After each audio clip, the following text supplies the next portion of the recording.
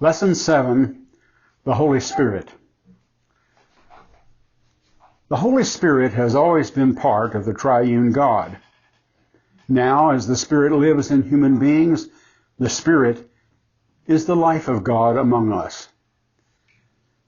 The Spirit was there at the beginning. In the Old Testament, the Spirit led people for special tasks. In particular, various prophets, priests, and kings of Israel were gifted by the Spirit. The Old Testament looked for the day when the Spirit would be widely available, when the Messiah came. Jesus was uniquely filled with the Holy Spirit. He promised that the Spirit, his other self, would come and live in believers after his death. That happened at Pentecost. In contrast to Old Testament days, the Spirit now lives in all believers. He does not withdraw from us, but remains with us. And he is no longer impersonal, but marked with the imprint of Jesus. The Holy Spirit enters our lives at baptism. He then sets to work getting good fruit to grow in the garden of our lives. As the branches stay in the vine, the sap of God's Spirit slowly but surely produces fruit. We cannot make these fruits of character, but we can prevent them if we grieve or quench the Spirit. The gifts of the Spirit are that the Holy Spirit is a great giver. He inspired the Scriptures to be written.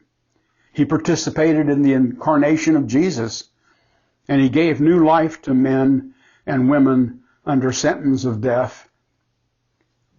He also equips the people of God to live the life of heaven here on earth. His supreme aim is to make us like Christ. Here are some questions about the Spirit.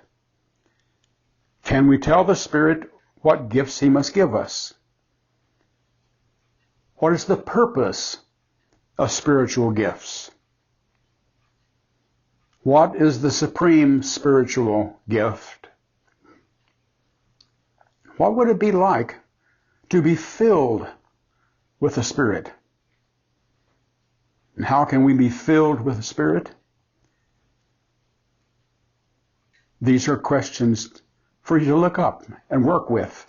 Here's a verse to learn and memorize. Luke 11:13.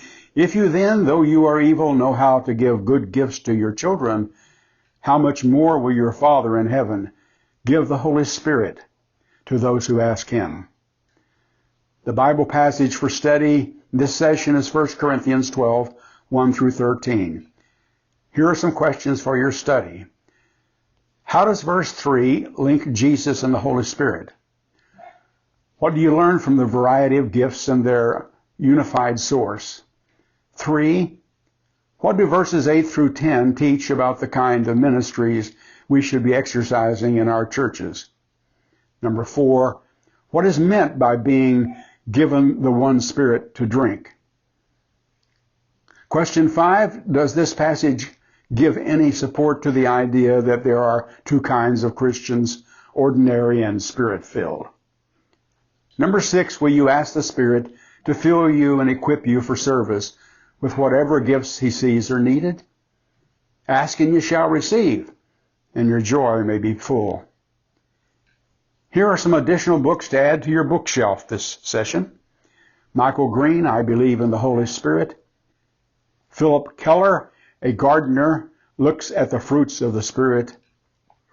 Leonard Allen, Poured Out, are books you should consider.